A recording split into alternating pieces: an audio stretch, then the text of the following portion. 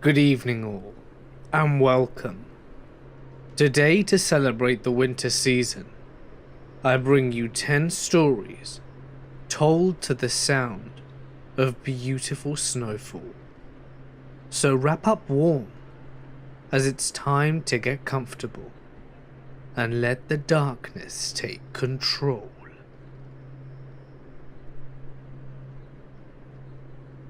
When I was 14, I lived in a very rural area. As teens often do, I got very bored in my small town, and to alleviate my boredom, my friends and I would routinely explore the surrounding areas and go on long day hikes. There are two instances I can remember of being very creeped out on one of our expeditions. The first time was in the summer. My two friends and I decided to hike across several dozens of kilometers. We of course prepared adequately, as any group of 14-year-olds would. We had water and a bag of jerky between the three of us. Naturally, we got very hungry, as the jerky ran out quickly. To combat this, we decided to cut through the back roads and the farmlands, so that we could get to the highway faster and thusly to food. After about an hour of hungry hiking, we came upon a little village that was all gated up and surrounded by brambles. This itself isn't too creepy. What was creepy was the fact that just inside the gate was a mountain of cattle corpses. There seriously would have at least been 3 dozen bodies in the pile. As kids, we were sufficiently spooked. As an adult, I think a logical reason for Death Mountain may have been that the herd were diseased, and this was an easy way to quarantine. The second time was with the same friends, but we were a few years older. On our adventure, we decided to walk through railroad tracks to gather old rail spikes so that we could sell them to the scrapper. After a few grueling hours of hiking and carrying increasingly heavier backpacks, we happened upon a house. It was very secluded, but from outside it didn't look abandoned. Curiosity and fatigue got the better of us. We dropped our bags and went in exploring. We initially just wanted some water, but we found the front door wide open. Outside, there was a lot of construction machinery, so we thought that perhaps they were doing/finishing some work inside. We called out but received no reply. So, with recklessness, we decided to effectively break and enter. This place turned out to be a dump. It looked like a crack house. Old garbage and food everywhere. We assumed no one lived there after all. So what do? We decide to snoop around. And we were poking around the ground floor when we heard what sounded like footsteps on the second floor. We called out, but no answer was given. My one friend decides to be brave and go up to check it out. As he got to the stairs, he calls out again. Nothing. So he starts up the stairs, and I shit you not, as his foot hit the first step, we heard a music box go off. Alright, kind of creepy. But then we heard a child's giggle from above us. We noped out of there pretty quickly and ran home. We even forgot our backpacks. A little over a year ago, I spent the summer backpacking Southeast Asia. For reference, I am a college-aged female, and most of my traveling was done alone. Around 3 weeks into my trip, I was in Chiang Mai, Thailand, where I stayed for a few days before heading further into the mountains. I had joined up an organized group at that point, which had pre-booked the hotel that we were staying at. That afternoon, I went to go drop off my backpack in my room, where I was staying alone, and the minute I walked in, something felt very, very wrong. It's a feeling that I don't even know how to describe. I immediately felt as if I were being watched. and I made a point to put my head down and avoid looking at the mirrors that were in the room, out of fear of something or someone watching me. As time went on, I realized that the more time I spent in the room, the worse it would affect my thoughts and emotions. That night, I kept seeing a vision of a woman dressed in all white with black hair, covering her face, standing in my room. I didn't even close my eyes whilst I was showering out of fear of her standing there when I opened my eyes. I could have sworn I wasn't alone in the room, and that the other presence was malicious. Also, that night, I was walking back out of the bathroom, and I glanced at the glass bottles of water that were set out. In my head, a whole scenario played out of me breaking the glass water bottle on the table and using it to slip both my wrists. I'd never had any thoughts like that, and so I was extremely distressed and scared. Next morning, I got up early and left my hotel room to do some sightseeing. About an hour in, I felt extremely nauseous and lightheaded, afraid I was going to pass out on the street. I went back to my hotel room and lay down to get some rest. As soon as I was back in there, an overwhelming sense of dread hit me. I got the idea in my head that I was going to die that day. Everything in my mind was telling me that once I closed my eyes, I would never wake again. I kept telling myself that I was probably just ill or dehydrated, so I kept drinking water and telling myself I was going to be okay. I was still awake, but I shut my eyes, and immediately I had a vision that demons were grasping onto my ankles and tried to pull me into hell.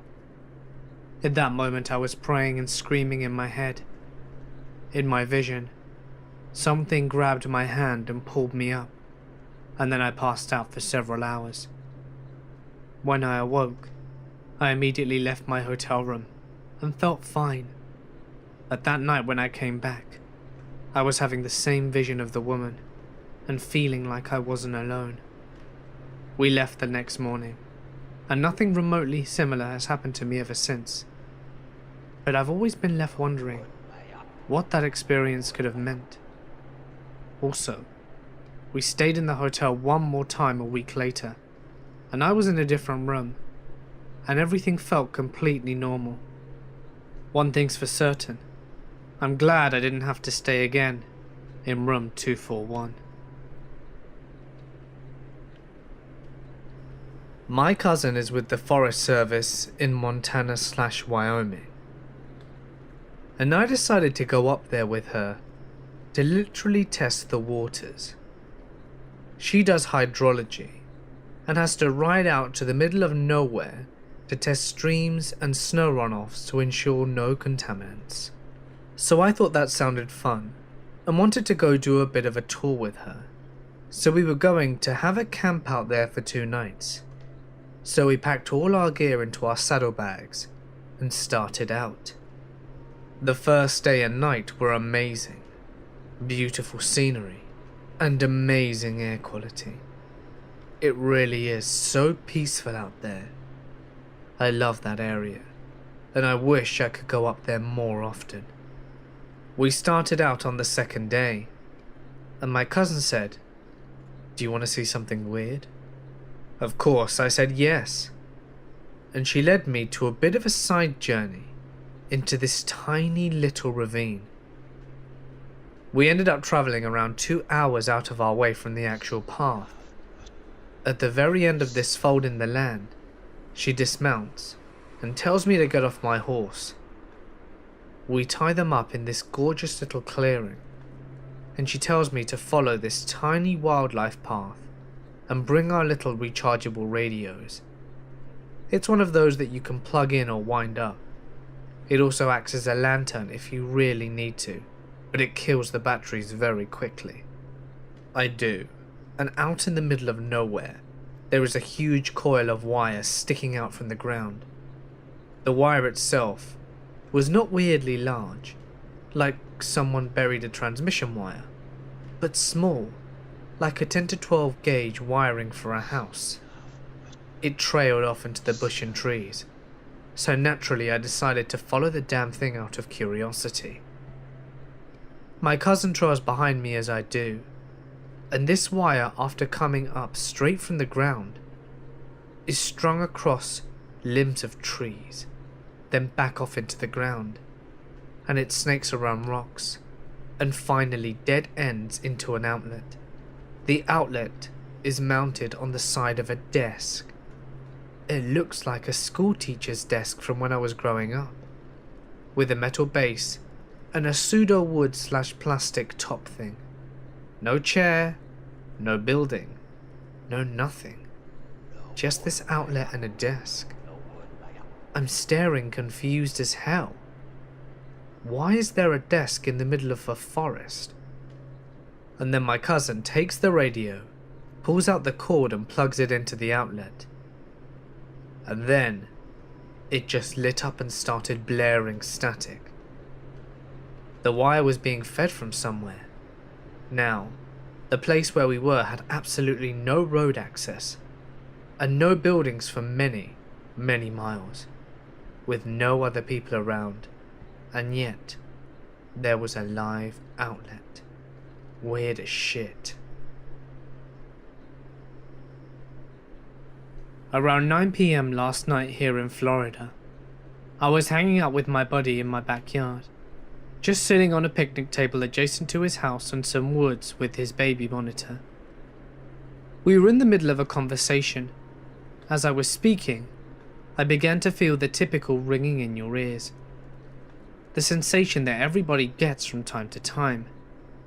I was not shocked, as I truly believed it was normal and probably being produced by my body, not heard as an external stimuli. Then quickly, about 10 seconds later, the sound intensifies as I was still speaking.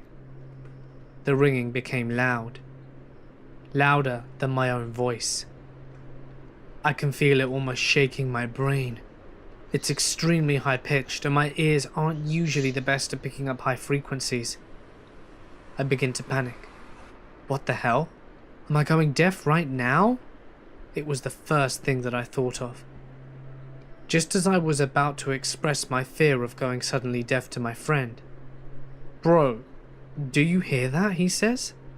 It sort of sounded like it was coming from the woods, but was very hard to pinpoint. We sat confused, looking at each other, basically being bothered by this ringing. House alarm? Bugging the woods? Satellite? Whatever it was, any louder, and it would have made me deaf for real. It was unlike any noise, frequency, pitch, whatever that I've ever heard. It literally shook my brain and bones, as if it entered me. The strangest thing about the ordeal was that my buddy's baby monitor turned off during the ringing. Sounds totally crazy, but it did. Absolutely no external sound besides the ringing. It eventually subsided slowly, until it completely went away, and the lullaby from the monitor came back on. Lasted probably no more than 45 seconds. A definitive what the hell moment for me and my buddy. We just sat there contemplating a dozen things that it could have been. But I guess it remains an unresolved phenomenon. Has anyone else experienced the hum? I was out for a long run, probably around about 12 miles on dirt roads through Iowa farmland. Plenty of abandoned barns and old buildings alongside it. As I'm running, I see this figure up ahead walking on the road. It's an old man, fairly well groomed. I could have compared him to anyone. He looked a little bit like Jerry Sandusky, but greyer, and with more black in the corners of his mouth than eyes. He was wearing a white sweatsuit and carrying a plastic bag over one shoulder. It looked heavy and full.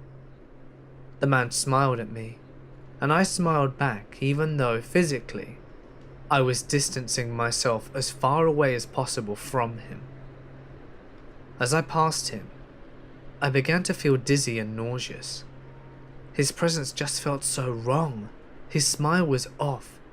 I actually had to swallow back vomit that had just began to climb my throat. My adrenaline had gone up, and my pulse was hammering.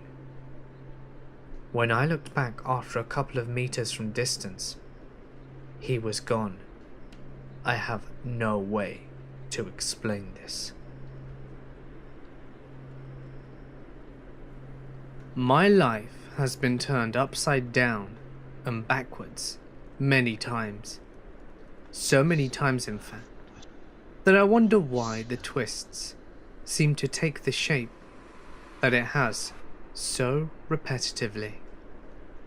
With the last several years culminating in several life changes that started when I was a child.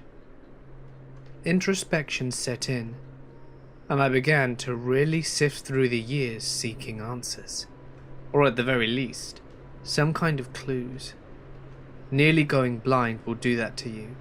Nearly dying several times didn't seem to be the ticket. But those are tales for another time. The differences in my life from others I know has been so dramatic that in the growing darkness of my sight, I began to try and piece things together. I was always different. Going back into my memories, the differences begin right away. No one else I know can remember their first steps, getting their diapers changed, the distaste for the feel of plastic pants over their underpants as they are potty trained, the first feel and silence of being sat in a depression of snow at 10 or 11 months. I could read well before entering kindergarten because of my mother's teachings, since she labelled everything with the same name of the thing in our shared bedroom, even in my crib. Yes, I can clearly remember those times, even the abuses my parents and elder siblings sent my way, though those didn't ramp in intensity until after I was back home and turned 6 years old. Forgive me, I'm getting slightly ahead of myself, but with reason, as you will eventually find out. As to the blindness that I avoided, which you've undoubtedly been asking yourself about, trauma-induced cataracts from concussive impacts to my head, from beatings and car accidents. No, not when I was driving. These happened when I was a child, and before the law and normal use of seatbelts stepped in to protect us from ourselves. Now, needless to say, this is all completely true. I know you'll all wonder if this is the case. As I am a child of two nations, born in the US, this means a large amount of my cultural background goes into the sum of my parts, with a Cuban father and a mother from England. You can see what an amazing contrast there would be between the two parts of my family. The differences are so vast, with one half being very spiritual, Santeria being a large part of the religious makeup of the Cuban side, and on the other is the Celtic influence of my mother's family, with deep ties to the old faiths of the islands of the United Kingdom, all the way back to the old religion of pagans and druids. As a baby, I never knew how protected I was by my tías, which means aunts in Spanish, and their diligence to keep the house that we lived in safe from the other world that they knew was there, and feared terrifically in fact. Constant blessings, use of camphor, holy water, and cleansing with incense happened all the time. They kept my dreams untroubled, and I feared the dark only because I could not see. Eventually we moved, and the home I would grow up in did not have any of those benefits, as I began to see things in the darkness most easily. Aside from feeling things, when I was near something spiritually active at a distance, I could see things too. Take for example my Uncle Mickey and his wife Olga. As a little child, we'd go there all the time because Auntie Olga was my godmother. Her mother lived with them, but had her own room, and was very old and in not the best of health.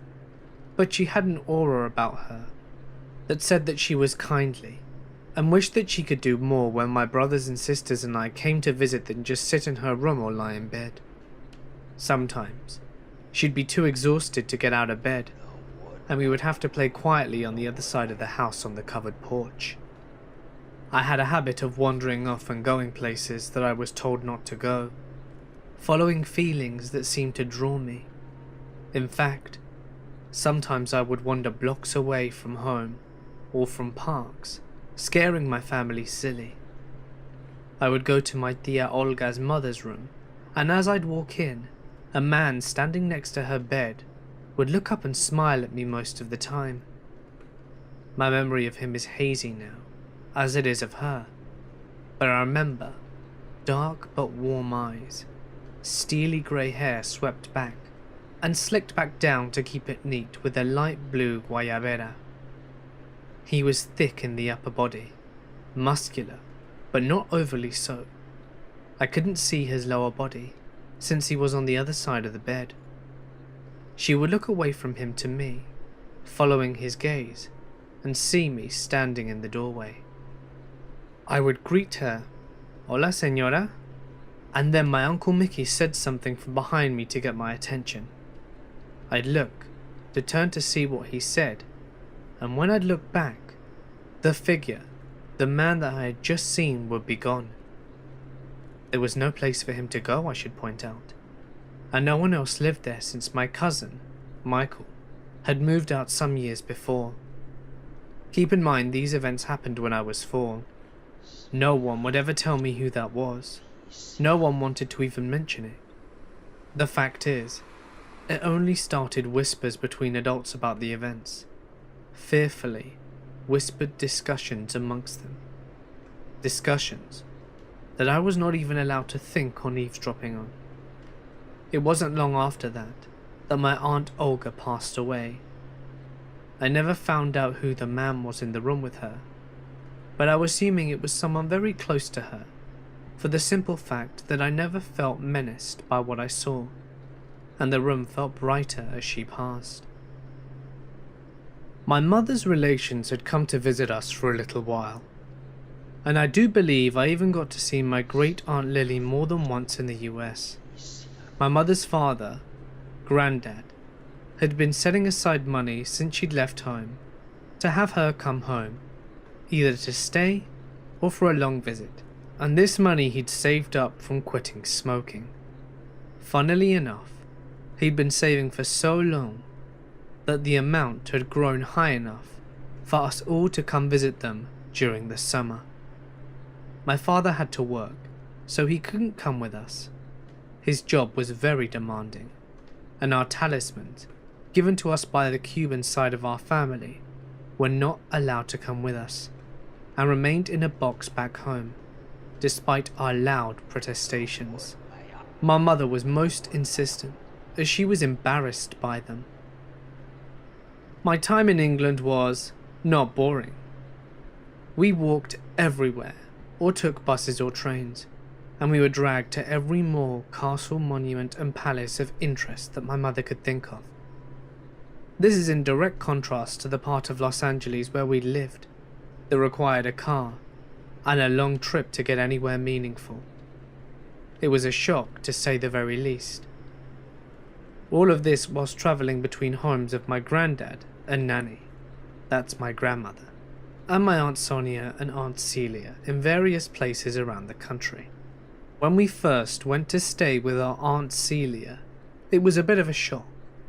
Upon first stepping through the front door and removing our Wellington boots, I noticed that the air was thick and cold. To the left of the large front door was a toilet behind a closed door under a large staircase with a banister. My eyes were drawn to it as we were led inside by my aunt, distracted with talking to my mother about her coming wedding. Another reason for our presence, so my mother would be there for her younger sister's wedding. The cold stopped as we got to the 3rd stair and turned right onto the landing and proceeded up the stairs. Now the air was just thick and unwelcoming, We were shown to our rooms, the ones that we would be sleeping in. Us children. It was across the hall from Celia's room, and next to my mother's room. I kept looking at the door to my aunt's room, a pulsing sensation in my ears and pressing on my chest. So distracted was I, that I didn't even notice I was being asked something by my mother, as she ushered me into the room to unpack. Celia smiled at me, as she opened the door to her room. Something about getting into her regular clothing, now that she was not travelling anymore that day. I looked past her into the room, with eyes wide, and the feeling of dread growing. She saw my curiosity. "What is it, Sean?" she asked. I looked past her shoulder into the room. Past her. I could see her bed and nothing else. I looked back at her as she entered the room, and then walked out of sight to the right, towards what I would later learn was the walk-in wardrobe. During this, she crossed my view of the bed, and when it was clear enough again, I saw something that chilled me to the marrow, and the pressure came back enough to make me gasp. There, in the bed, now, sat an old woman in a sleeping cap and nightgown that looked like someone out of the 18th century. Her hair was grey and tied up in the cap. Her skin was parched and wrinkled. She couldn't have been older than 70. The woman was sitting there in the bed, looking in the direction that Celia had walked out of my field of view. Then slowly she turned to look at the doorway. It seemed at the time that she was turning her head at the sound of my gasp. Her eyes were angry and unwelcoming. At that moment my sister and mother walked past, breaking my line of sight. As they walked past to go down the stairs to get the rest of their suitcases and unpack, I stood frozen, my brother asking me what was wrong as they walked by. And after they'd passed, the woman was nowhere to be seen. I told no adult, nor my sister, as I remembered the response seeing things like this had gotten me in the past. I confided in my brother only, and he told me that he hadn't seen anything. He proceeded to tell my mother and sister all about it. During the rest of our stay, I kept my eyes averted from her room, so that I wouldn't have to risk seeing that woman again, and refused to use the upstairs bathroom, and I'd have to pass her and risk seeing or feeling her presence again. My grandparents' flat had no oppressive feel to it, but there was a ghost all the same. A figure would walk into the bedroom where my brother and I slept, look around, and then leave. He was dressed in an odd helmet, shaped like a brimmed soup bowl, with a chain strap and a strange heavy jacket, with leather buckles that looked water resistant. I could never see his feet, as it was always too dark in the room. As the man entered, he always seemed to bring light with him, almost as if he glowed mildly. Otherwise I would not have been able to see much of him in the middle of the night. I have no idea if I woke each time he came, but when I did wake, it was usually prefaced by that feeling that I thought my mother had just walked up to check in on my brother and I, which she did now and again. It's important to note that my mother had a fear for graveyards. She's been tracing our family tree for ages, and this meant that we were usually dragged to find headstones with her maiden name on it. One particular grave near my grandfather's flat was apparently where my great-grandparents were buried. The graveyards were never empty of people walking through and looking around. We'd be there many times, clearing the weeds and bracken from the shared grave of my great-grandparents and placing flowers there before I asked my mother why so many people were milling about. Her answer was, "I don't know, Sean, what people?" She asked as she looked around, finally paying attention to what I asked her. As the youngest in the family, I'm rarely listened to, and almost everything I say was dismissed outright or ignored. Never before had I wished that my mother had ignored my question. I looked up at the people who were walking amongst the graves and pointed at them. Specifically, I pointed to a girl with reddish hair tied up in a pink ribbon, that was wearing a light sweater and a dress that dropped to her knees. We were in our rain gear, and this girl and all the others were not. They were all in different attire. They looked dressy, such as suits and dresses, whilst others were dressed casually. Some looked like they were dressed in the current clothing style. Some were considerably older. I had not noticed it from before that moment. Further, not a single one of them had an umbrella or rain gear of any kind. It was at that moment that I realized two things. Ghosts can appear in the daylight and outside, because as a child, I assumed that being outside and being daytime meant I was safe from them. But I was wrong. These ghosts had suddenly become aware of me, all of them, as if they were discomforted at scaring me. They all turned to look at me with an impassive expression on their faces, except for the girl I pointed at, and then each of them turned away and faded from sight. It was almost as if they had pulled a screen in front of themselves, or stepped from one room to another by changing the focus of their attention. The girl with the reddish hair and the pink ribbon, she didn't disappear. Instead, she smiled and stayed fairly close, listening to our conversation and watching, all in a completely non-threatening manner. No one seemed to notice her throughout the whole time we were there, which I was eager to cut as short as possible. Threatening or not, I was leery of her and unwilling to let her be close, always keeping my mother between us. I have no idea who she was, and I was too scared to find out or even try to talk to her. Funnily enough, the church for that graveyard is where my Aunt Cecilia was married that summer. That's where my grandfather was buried when he died of a massive heart attack in his flat in August, just after my mother's birthday. And no, I never saw him again. His spirit, despite staying in the flat for many more days, never came to me.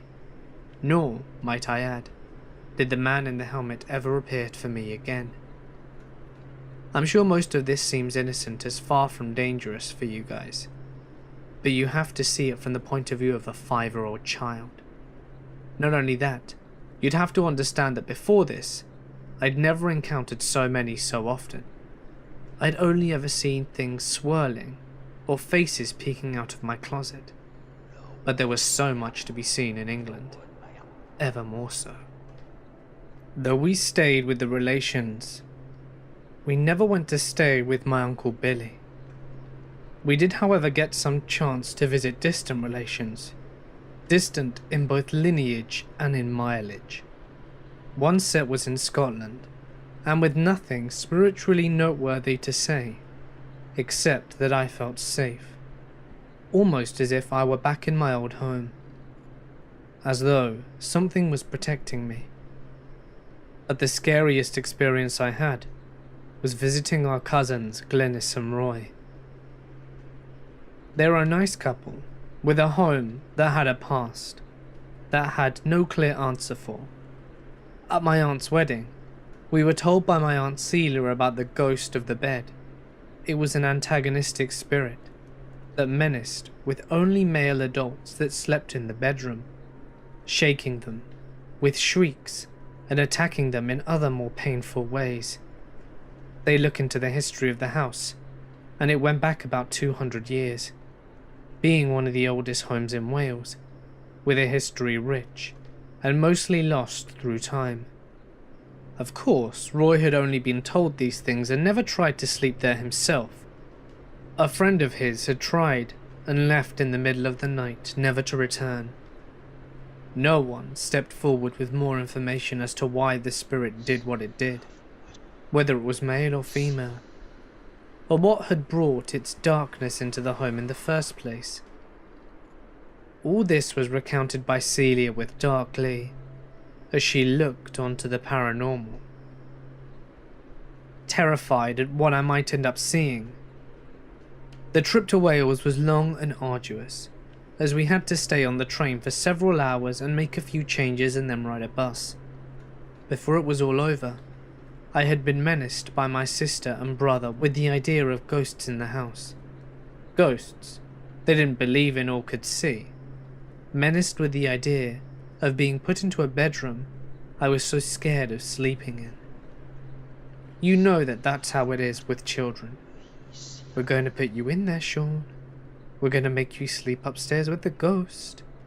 They'd torment me, them wailing like ghosts, holding their hands up, making poses like a revenant out for human blood. I'd wail and run, scared out of my wits, already at the knowledge that I was going to be near it. Certain, in fact, despite my mother's claims that they wouldn't, and that they wouldn't make me sleep in that accursed room. I passed out on the last bus, despite trying to stay awake in order to make sure I was able to make certain that I was not put in the wrong room.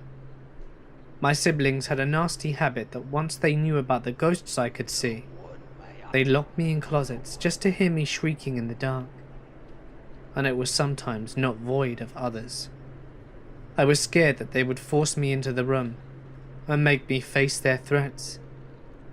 My fears were in vain, as they never did go through with it. I awoke slowly and softly to find myself in a bed already, despite the fact that I could tell by the ambient light that it was still daytime. It was also sunny outside. I was covered in a thick blanket that almost felt as heavy as one of those lead coats they throw on you when you get an X-ray at the dentist's office. It was warm and comfortable, and for several seconds I realized where I was. Then terror blossomed in my chest as my heart began to hammer against my little ribcage. I sat up, struggling under the weight of the blanket. Sitting up, I looked around the room. The bed was old, and I could hear the spring shafts as I did.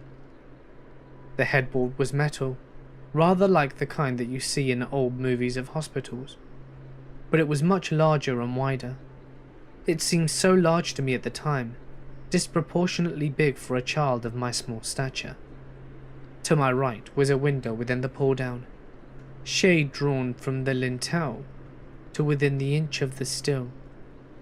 I could tell the window was open because of the way the shade moved slightly now and then from the air flowing around it, causing the sun that was coming in to vary in intensity.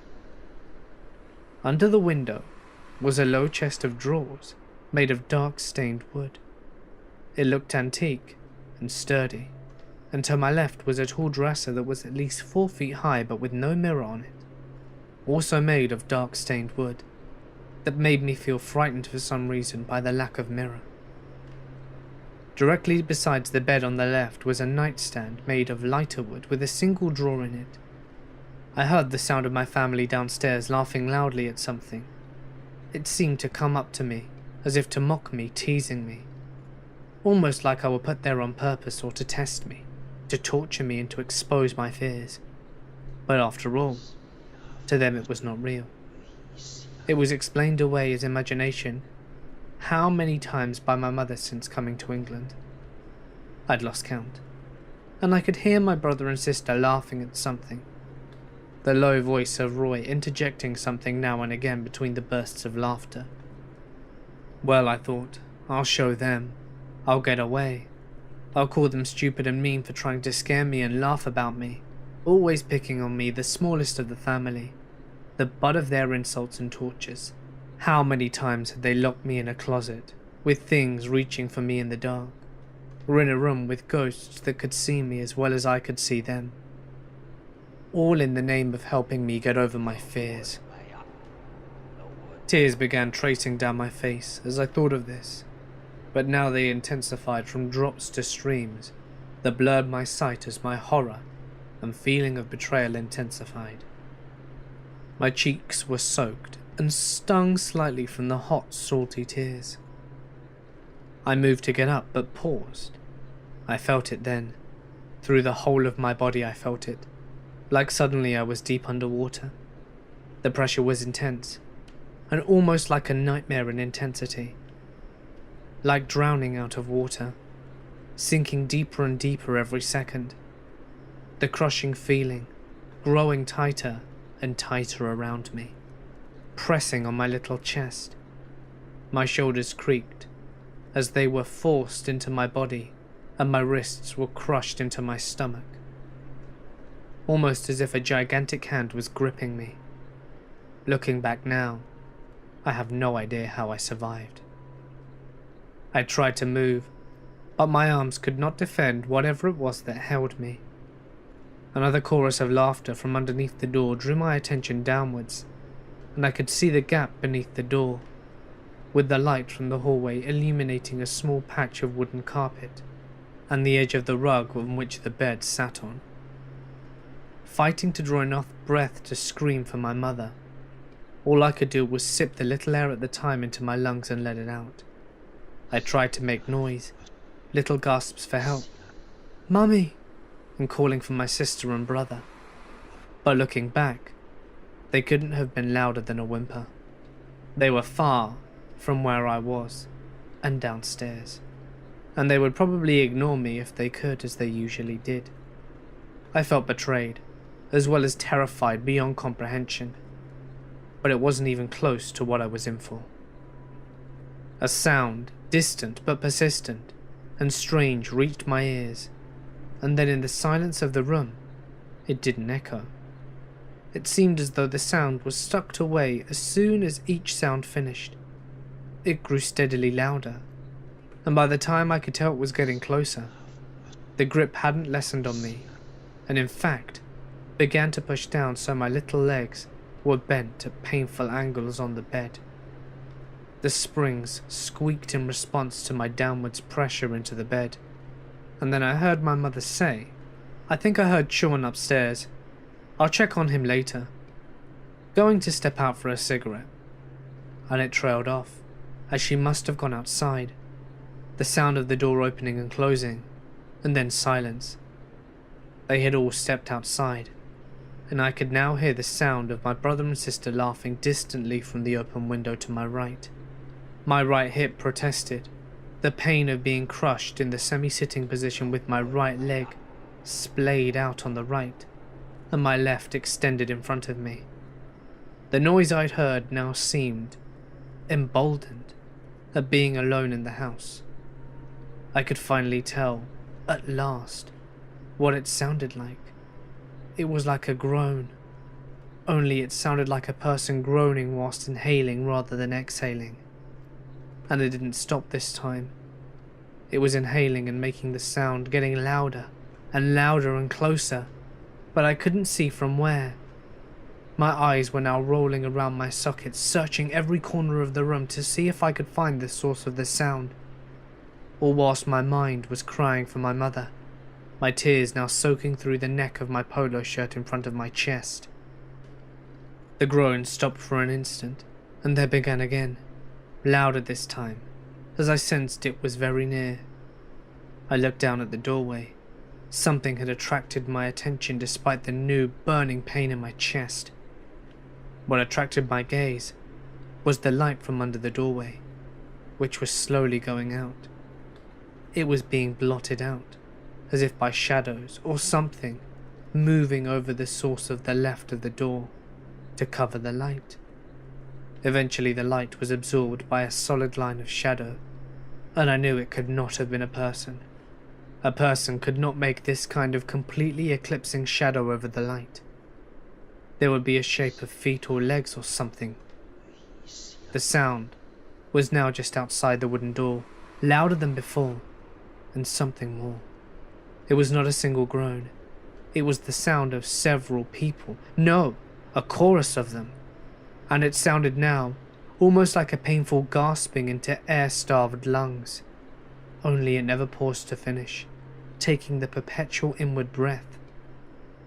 The groan didn't sound like it stemmed from pain. No. It sounded almost like an engine getting going, as if it was drawing something it wanted into it. The louder it got, the more I hurt at the pressure of the crushing sensation. As I watched, the shadow over the light was taken by something darker, and it began to slide under the door.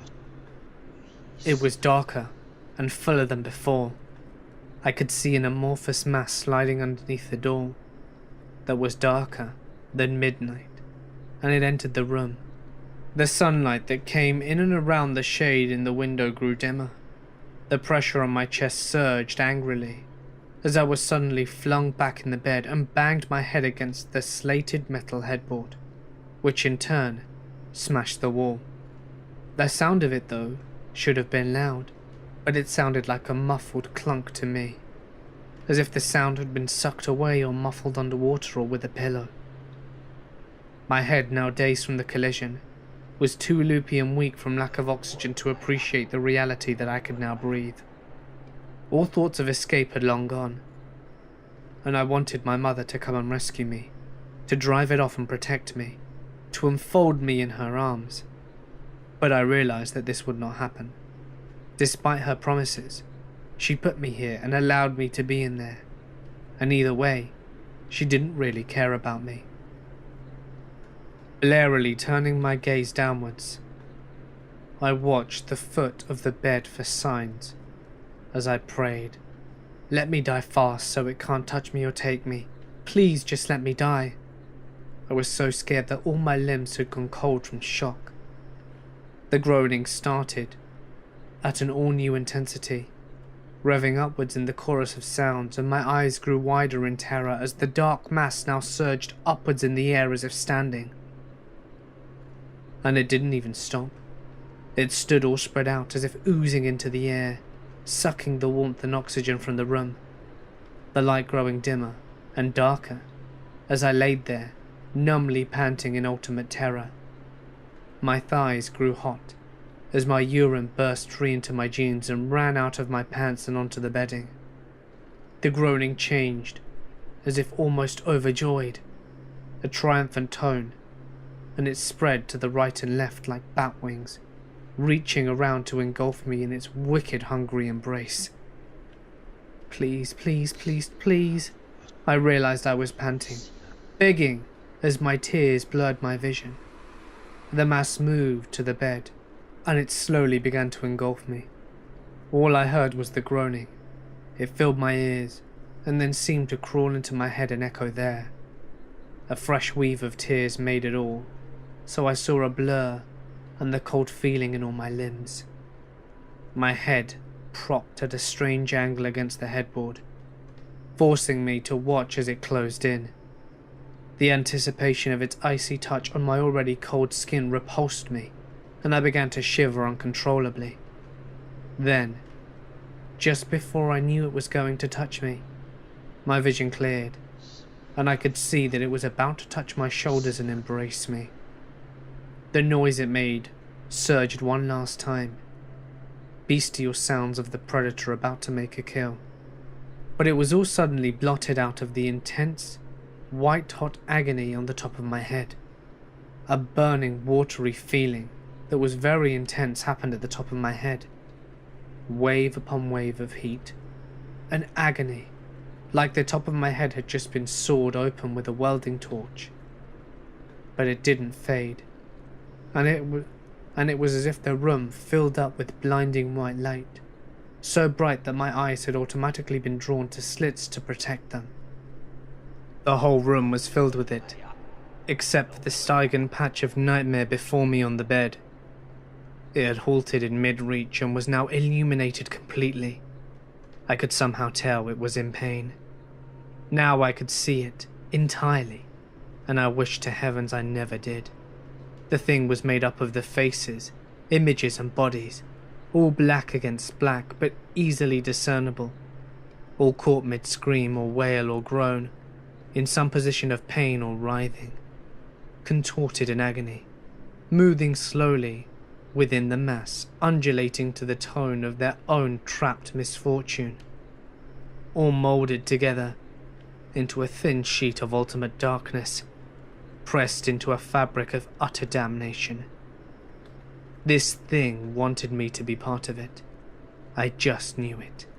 And though what it was may have once been human and had the potential for love and mercy, all that was left was the desire to add more to its flock of tortured souls. I have realized since then that the faces I saw, the darkness that it was It was all merely a covering for the real force behind it, the thing hiding behind the curtain of souls. The light in the room intensified, and the burn to my scalp lessened at last, allowing me to move slightly. The mass leapt off the bed and seemed to be sucked under the door, all while thrashing left and right. It passed into the hallway, and the groaning sound receded as sounds from the outside and the light returned to the room. I could hear my siblings playing and my mother talking to Glynis about something. The light was dimming finally, and I looked around the room to see where it was coming from, weakly swiveling my head to try and find the glimpse of the source. But it was against the wall. Nothing should have been able to be behind me, and that's exactly where it always seemed to be. My strength, what little the light had imparted, was flooding out of me rapidly. The thing was gone and I wanted to escape and get out of the room. Now, reaching my right arm to the left edge of the bed, I tried to grab onto it and pull myself out. I failed as the last of the light and the burning sensation fled me. I tumbled out of bed, heading onto the floor. I don't remember hitting the floor. In fact, I don't remember what happened for the next 3 days. My next memories were that, heading away from the train station in her town and on our way to her house. It took a long time to piece together the story, but here's what I know. They thought I'd fallen out of bed after peeing on it on the first day. I'd gotten up, cleaned myself off, and my mother found me half-clothed trying to change the sheets. They fed us supper. I ate heartily at the wonderful food that Glynis had cooked, and then we'd gone to bed. Throughout it all, I acted normally. That was that, but I remembered none of it. Perhaps it was the shock. What I do remember was eating the Welsh cakes that Glynis had made herself. Even made me a snack to eat. That my brother didn't like them, and that my sister was trying to stay in shape for gymnastics. You can say I'm delusional, or that I'm not sane. You can say anything you like. I was never more scared than I was that day. Because I was a little boy, but I know what I saw. In case you're wondering, did it stay in that house? No. In fact, Glynis and Roy said that after we were there, during a visit to the US before they moved to New Zealand, someone across the street had died, and they figured it had gone to follow the person. Roy slept in the room once to make sure nothing had happened. I had a different take on things, but never spoke to them of what I knew. Wasn't worthwhile telling them that the thing followed me and made my life hell. Guilt never solved anything. I don't know what it was, I didn't care to name it. Give it a name if you need one, I couldn't care less. What I do care about is from that day, my life went different. It couldn't get to me, so my family turned dark. I don't know if it was the thing that wouldn't let the people sleep, or the tale that we were told. What I care about is that my family went from being what it was, to cruel and vicious. After we came home, the darkness got to my father. I know this because he beat me until I was unable to control my body function, and even gave me a concussion. All on Christmas Day of 1977. Merry Christmas. And why? Because I accidentally opened the wrong present. Car accidents followed. My father began to drive angry, regularly. I nearly went through a windshield with a full backpack at age 9. The only thing stopping me was the fact that the window wasn't made to shatter. 1970s construction. Gotta love it. My mother began to regularly dish out damage to me because my siblings would blame me for things and wanted to see me get punished. My siblings began to use me as a whipping boy when they were upset. It made me feel worthless, and I withdrew from their presence as much as I could. This seemed to make them more antagonistic. My brother acted as if he were always being edged on to find anything that he could to get away with hitting me on the head with. This even included putting a metal nut on his finger and lashing out at my head when no one was looking, especially the top of my head. Complaining to my mother was useless. The only solace I had in this time came from my Cuban grandfather Papacito. He would protect me when I was near him. I was safest from all of them. Naturally, this dark thing made sure he was gone as soon as possible. My parents divorced suddenly, and my mother drove off my aunts and grandparents. Despite the fact that they lived next door to us, she found a way to make them move.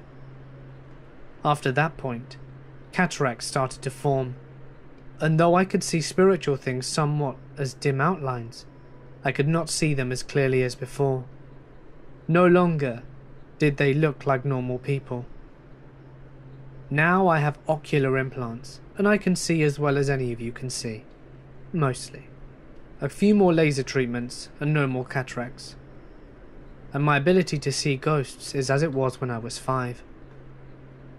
I know this because I was shopping one day after my first surgery, and left my eye unbandaged 2 days prior. A little girl ran past me, giggling, and knocked over produce as I watched, then ran through a cart loaded with produce as if it wasn't there. The person stocking the produce, a little dour-looking Hispanic lady, never looked up to follow her.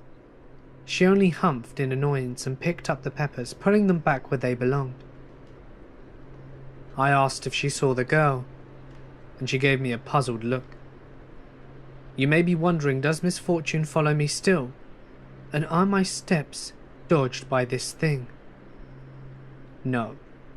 Thankfully it's gone now, and with good reason I might add. But that, as they say, is another story.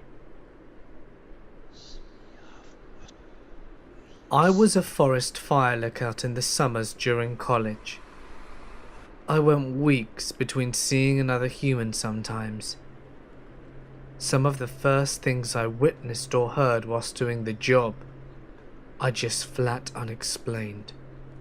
The one that sticks out in my mind was laying in bed and watching a strange light move through the trees. Figured it was a car headlights, until it went vertically up into the air and just hung there for 30 minutes. Just sitting 20 or 30 miles away, parallel with my tower. It was an elevation of 7,000 feet. I watched it until it dipped back below the tree line and never saw it again. At the time I was super creeped out, but chalked it up to another one of the dozen things that I could have seen that I hadn't explained before and no one would believe. But the next day, another lookout called me on the radio, asking if I'd seen the same light. He was much closer but on the other side of it.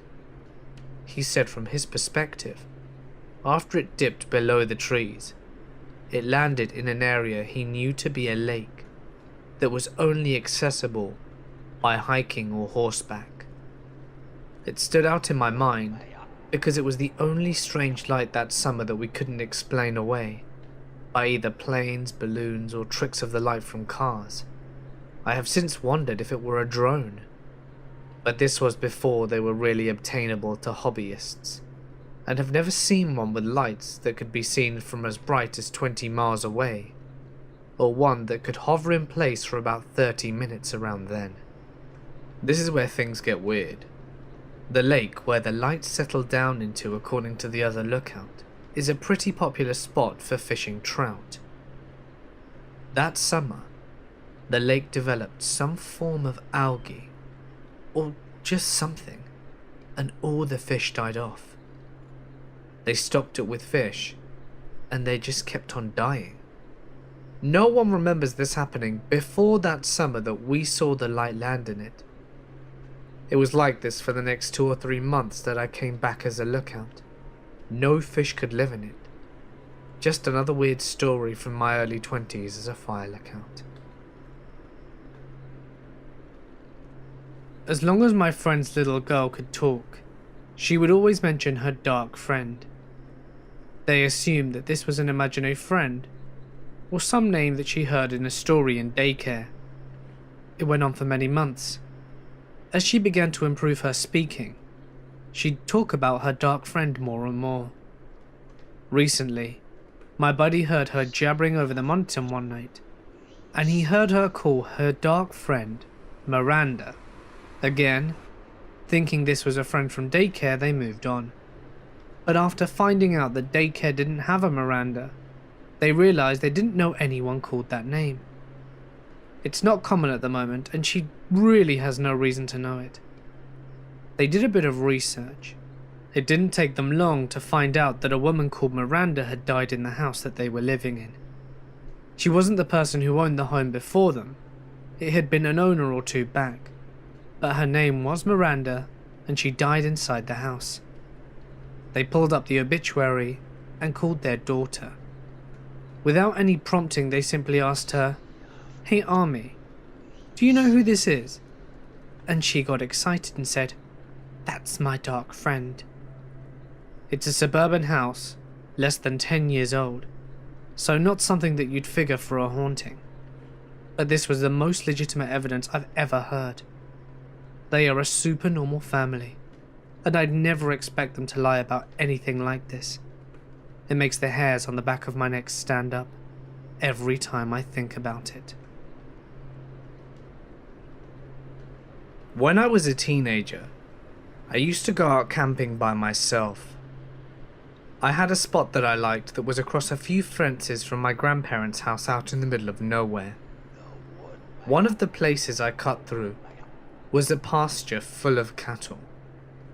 Around cattle, especially cattle unfamiliar to me, I tried to be very careful not to spook them, but otherwise cows are pretty easygoing. This was about a mile from my grandparents' house, and probably about 2 away from my destination. The last time I did this, I slipped through the fence to find the cattle already freaked out. They were insanely agitated about something that I wasn't aware of, so I stayed well clear of them as I went through the pasture. I had a good time camping that night and packed up next morning. As I went back to the pasture, however, there was this ridiculously bad smell. It smelled like a skunk had fought with something in a fertilizer barrel full of shit, and the barrel had broken open. It was awful. I tried to look around for the cows to make sure that there weren't going to be any surprises, to not see them at all. They were just gone. There were some bushes and trees, so I thought that maybe they were just out of sight. I keep walking through the place to go home, and the smell is so bad that I set my stuff down at the little fence line and decide to investigate. Well, I found all the cows. All of them were shot and ripped apart. Somebody had carefully shot them in the head with a bolt gun and eviscerated all of them. They had also dug them all into a shallow ravine and piled up the bodies. It was horrible. I hightailed it out of there to get back to my gear, and my stuff was gone. As in, I set it right here on this rock, and it's not within eyeshot. A quick glance showed me that there wasn't anything ripped or fallen out, or something or someone had picked it up when I was 200 yards away for less than 5 minutes. I think Usain Bolt would not have been able to catch me on my way home. I never heard anything else about those cows, but I did not go back camping to that old spot again. Around 2010, I was doing Weight Watchers. I got into this groove where I'd go on walks all the time. Nighttime walking was nothing different. I'd lived with my dad in a neighborhood across the street from a Catholic church. I grabbed my iPod and ran out the door. I would take a route that would go along the side of a church, around the back out of my neighborhood, in basically a large circle. So it's around 9 PM. I was walking back home, and I decided that it would be fine to sit on the swings in the church playground, to cool off and listen to some tunes. I might have been there for about 6 or 7 minutes, and I got off the swings and turned towards the cemetery. I looked up for what was only a moment, and 2 shadowy figures came running towards me. As a tradition with most people who have experienced this kind of thing, you're in shock, not really able to move. The two shadows ran past me, and when I turned the other way to get a good look at them, there was nothing there. Just a single parking lot light around 200 yards away. I stuck around for a few more minutes looking at my surroundings. I tried debunking right away, looking at any possible light sources that could have maybe been in motion, causing some kind of shadow scattering effect when cast on an object. After that encounter, I stopped walking at night and haven't seen anything like that since. Hey guys, it's Mort here, and thank you so much for listening. I really hope that you enjoyed today's video, and honestly, I'd quite like your feedback. Did you enjoy these type of videos? If you did, great! Let me know in the comments section and I'll try and make more in future. But if not, it's cool being a one-time gig. Either way, please vocalize down below or leave a like or dislike to let me know what you thought. And if you guys liked it, feel free to suggest other topics. I have thought of campfire stories, for example, as a potential upcoming one, and if you guys have any others, just let me know. Don't forget that the merch store is back, so head on over there for some sweet Mortis Media themed apparel. And as I mentioned the other day, my brother just relaunched his history based YouTube channel, and it would mean a lot to me if you guys went to check it out. You'll be able to find a link in the description, and also one at the end of the video. And if you'd like to do something incredible to help support my channel even more, feel free to visit my Patreon page. You can find the link in the description, as well as the links to my social media. And if you want your story read on my channel, you can submit it as a text post or send it to me via email. Both links can be found in the description. But anyway, for now guys, I'm gonna sign off. Stay awesome, and I'll see you in the next one.